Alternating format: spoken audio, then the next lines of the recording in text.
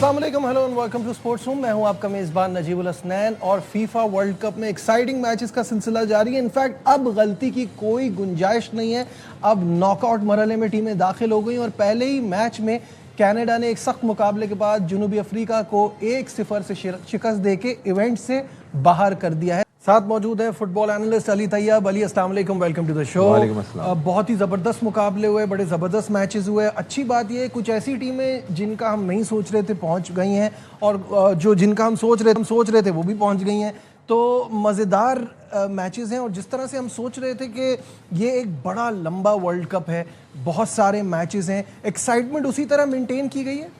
लग तो ऐसी रहा। अब ज़ाहिर है इतना बड़ा फॉर्मेट कर दिया जहाँ 32 से 48 टीमें, जैसे मैंने टूर्नामेंट के आगाज़ में आपको बताया था, उसकी वजह से आपको फिर थोड़ी सी लेसर क्वालिटी टीम्स भी दिखेंगी, जैसे हमने कनाडा और साउथ अफ्रीका के मैच में देखा।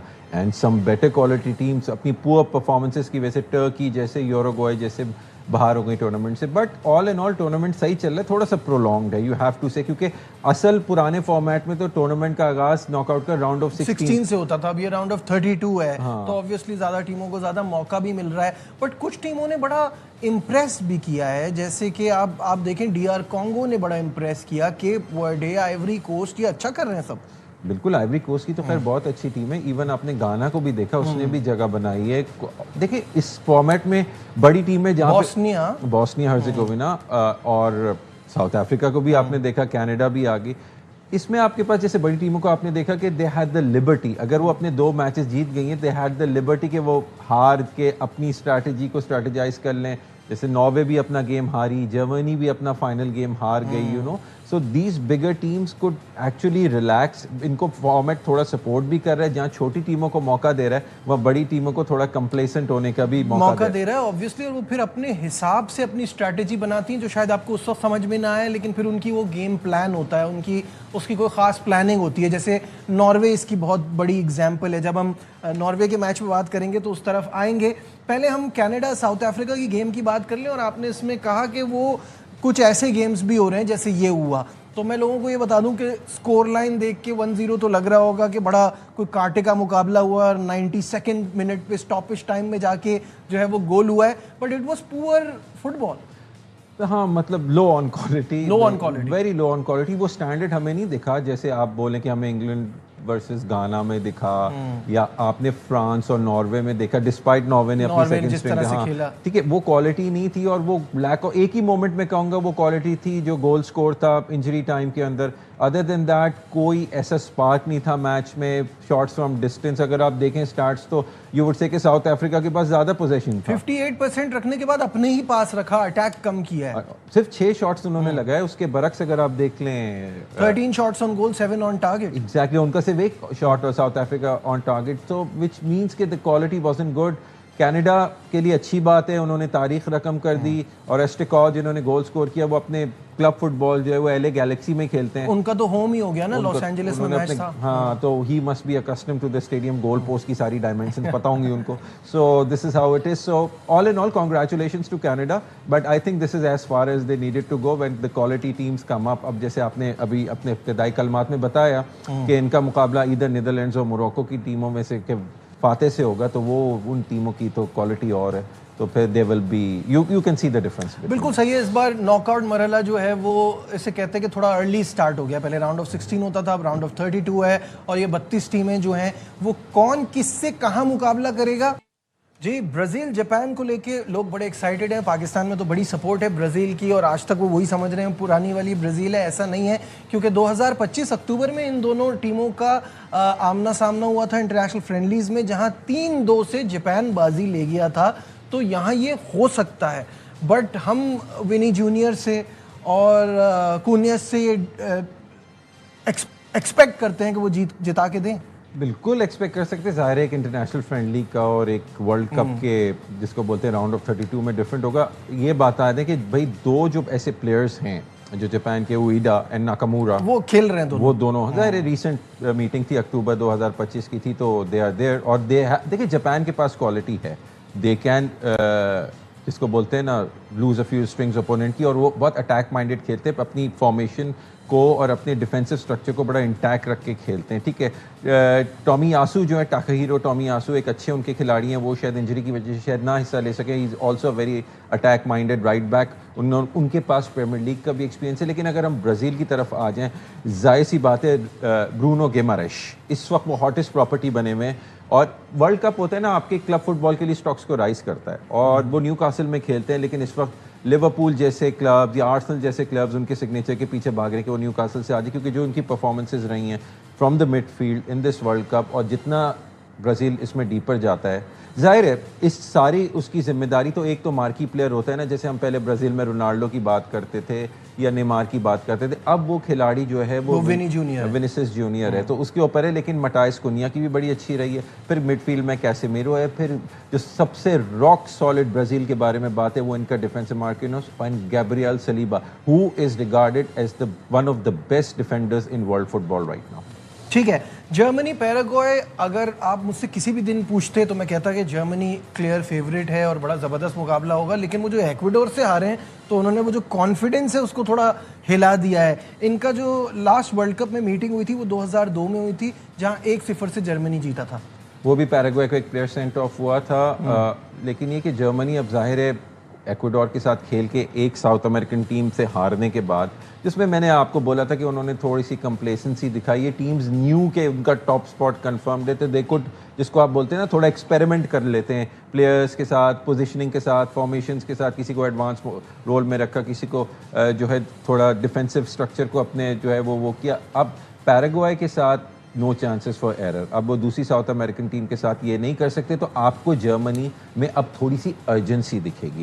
ठीक, अब आप उन Jamal Musiala star player, Kai Havertz, उनके पास निक वॉल्टर माडा भी है न्यूकासल के स्ट्राइकर, जो पिछले सीजन ईसैक के जाने के बाद साइन किया था। He had a very good season with Newcastle in the Premier League, तो वॉल्टर माडा का एक ऑप्शन है। उसके अलावा आपने लीरॉय साने को भी देखा है, फ्लोरियन वर्ट्स को देखा है, काय हैवर्ट्स की तो मैंने बात कर ली, जोशुआ किमिच, तो they got very good player. Neuer को थोड़ी अपनी गोल लाइन को देखना पड़ेगा because he is an ageing keeper. वो उनके रिएक्शन टाइम अब वो नहीं रहा जो होना चाहिए था, but still he is top quality. तो आई वुड एक्सपेक्ट कि जर्मनी यहाँ पे आराम से जो है उसको जीतना चाहिए।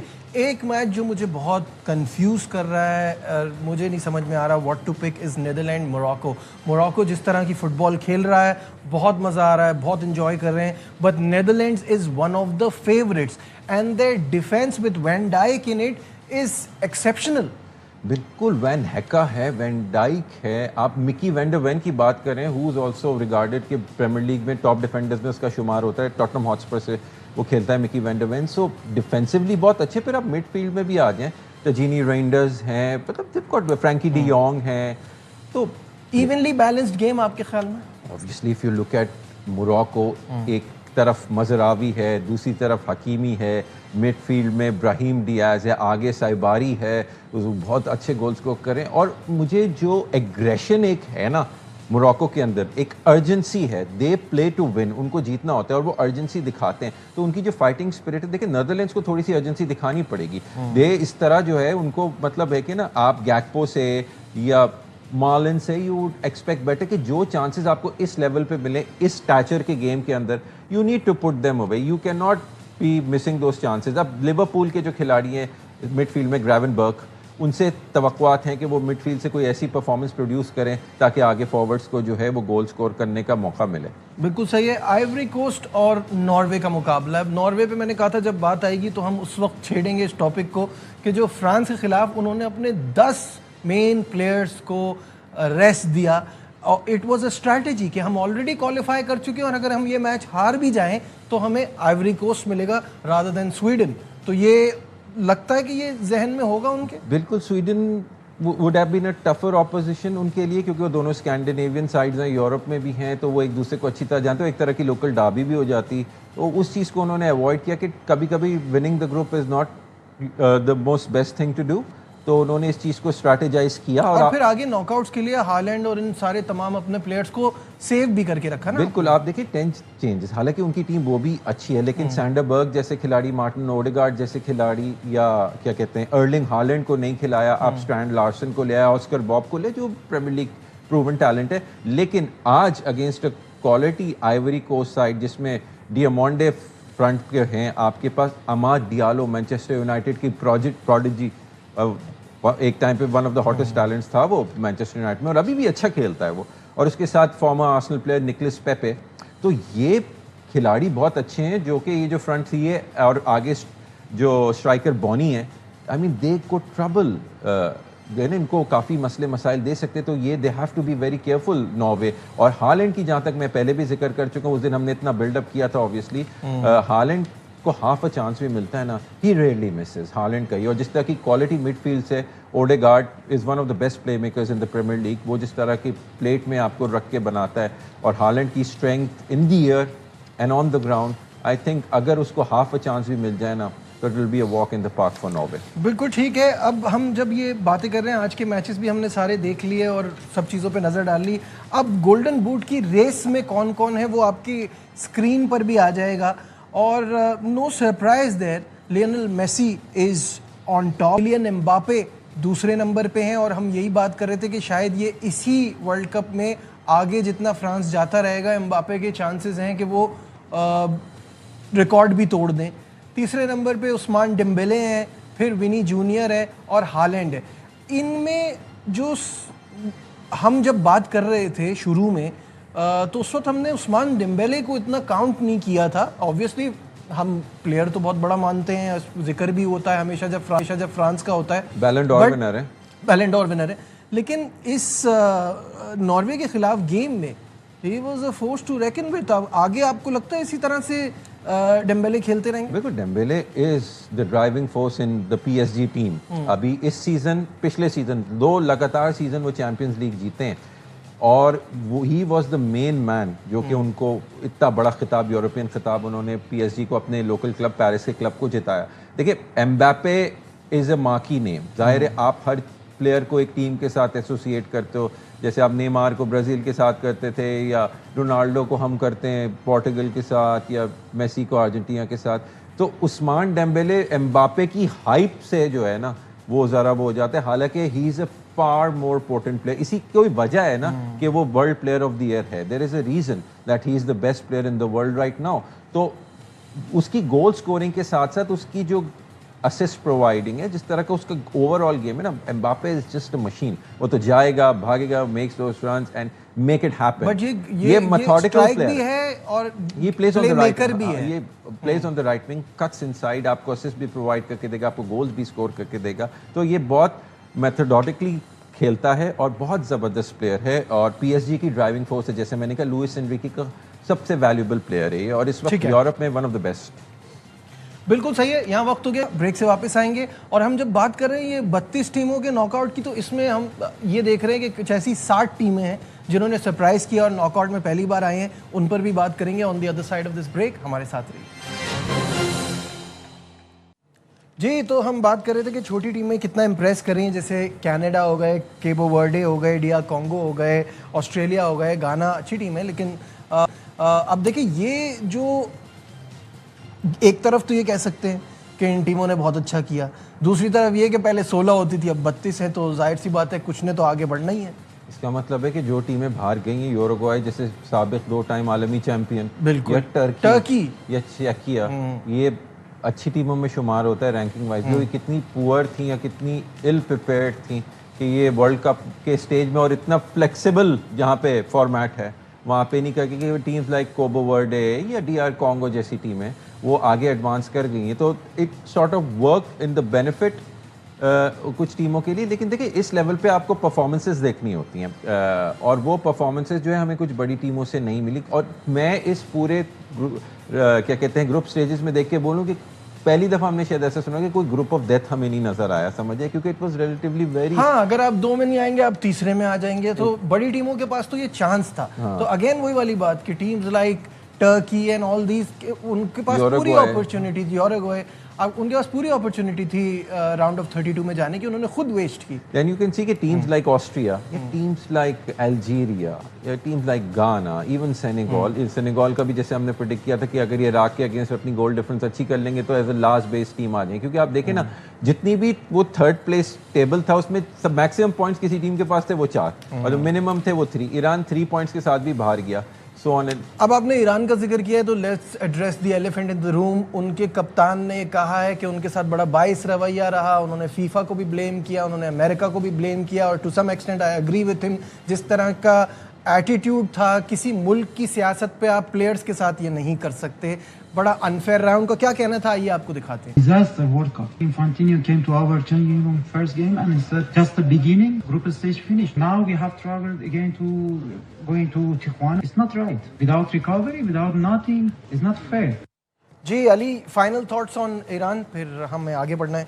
देखिए ईरान के यही के अनफॉर्चुनेट है ऑब्वियसली, जिस तरह की सर्कमस्टांसेस इस वक्त जियोपॉलिटिकली एग्जिस्ट करती हैं और जिस तरह की तकलीफ का उनको लॉजिस्टिकली सामना, जो परेशानी देखिए ये आपकी परफॉर्मेंसेस को अफेक्ट करता है ना। एक फटीग फैक्टर होता है, ट्रैवलिंग टाइम्स, आपकी परफॉर्मेंसेस ऑन द पिच उस चीज़ को बहुत ज़्यादा इम्पैक्ट करते हैं। जहाँ पे मैं समझता हूँ कि कुछ डिसीजंस भी उनके फेवर में नहीं गए थे। अगेंस्ट बेल्जियम जो फ्री किक गोल था वो भी रॉन्गली डिसअलाउड था, और उस दिन इजिप्ट के खिलाफ भी जो आखिरी में वो भी रॉन्गली डिसअलाउड। बहुत बहुत शुक्रिया अली तैयब, हमारे साथ अपने फुटबॉल पे अपने एनालिसिस हमारे साथ शेयर कर रहे थे। फीफा वर्ल्ड कप बड़ा ही ज़बरदस्त चल रहा है। कल इस पे मजीद बात होगी आज के होने वाले मैचेस पे। इस वक्त हमारे साथ हैं स्पोर्ट्स कॉरेस्पॉन्डेंट शाहिद हाशमी साहब, और जैसे कि आप जानते हैं कि पाकिस्तान क्रिकेट टीम के लिए अब अगला इम्तिहान है वेस्ट इंडीज़ का दौरा, तो उस पर बात करते हैं। शाहिद साहब अस्सलाम वालेकुम, वेलकम टू द शो।